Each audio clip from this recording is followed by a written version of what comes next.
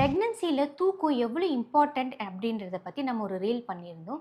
அதுக்கு நல்லாவே ரெஸ்பான்ஸ் இருந்தது. பிரெக்னன்சில எப்படி குவாலிட்டி ஸ்லீப்ப வந்து இம்ப்ரூவ் பண்றது அப்படிங்கிறத பத்தி நெறைய பேர் இன்பாக்ஸ் பண்ணியிருந்தீங்க. அதுக்கான ஆன்சர் தான் இந்த ரீல். தூங்குறதுக்கு முன்னாடி ஒரு வார்ம் ஷவர்ல இண்டல்ஜ் ஆகுறது ரொம்பவே நல்லது.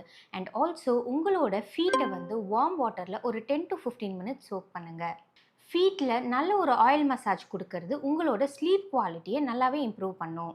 ஈவினிங் 4:00 மேல காஃபி, டீ அந்த மாதிரியான கெஃபைன் ட்ரிங்க்ஸை அவாய்ட் பண்ணுங்க.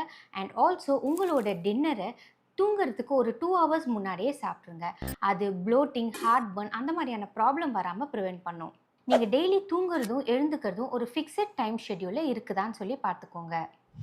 நீங்கள் யூஸ் பண்ணுற மேட்ரஸ் ரொம்ப ஹார்டாகவும் அண்ட் ஆல்சோ ரொம்ப சாஃப்டாகவும் இருக்கக்கூடாது. அது ப்ராப்பர் ஆர்த்தோபெடிக் மேட்ரஸாக இருந்ததுன்னா தூக்கத்தப்போ வர பேக் பெயின், பெல்விக் பெயினை ரெடியூஸ் பண்ணும். உங்களோட பெல்லி அண்ட் ஸ்பைனை சப்போர்ட் பண்ணுறதுக்கு மெட்டர்னிட்டி பில்லோஸ் மாதிரியான ஆப்ஷன்ஸ் யூஸ் பண்ணுறது நல்லது. நைட்டு 7 பிஎம்க்கு அப்புறம் நிறைய தண்ணி குடிக்கிறத அவாய்ட் பண்ணிக்கோங்க. அது ஃப்ரீக்வெண்ட்டான பாத்ரூம் ட்ரிப்ஸை கம்மி பண்ணுறதுக்கு ஹெல்ப்ஃபுல்லாக இருக்கும். நேச்சுரல் எசென்ஷியல் ஆயில்ஸை உங்கள் ரூம் ஃப்ரெஷ்னராக யூஸ் பண்ணிங்கன்னா உங்களோட குவாலிட்டி ஆஃப் ஸ்லீப் இம்ப்ரூவ் ஆகும். தூங்குறதுக்கு 1 ஹவர் முன்னாடியே உங்களோட மொபைல் ஃபோன்ஸை ஸ்விட்ச் ஆஃப் பண்ணிடுங்க. அண்ட் ஆல்சோ ஓவர் ஸ்டிமுலேட் பண்ணுற மாதிரியான வீடியோஸ் ஆர் இன்ஃபர்மேஷன் கேட்குறத ஸ்டாப் பண்ணிக்கோங்க.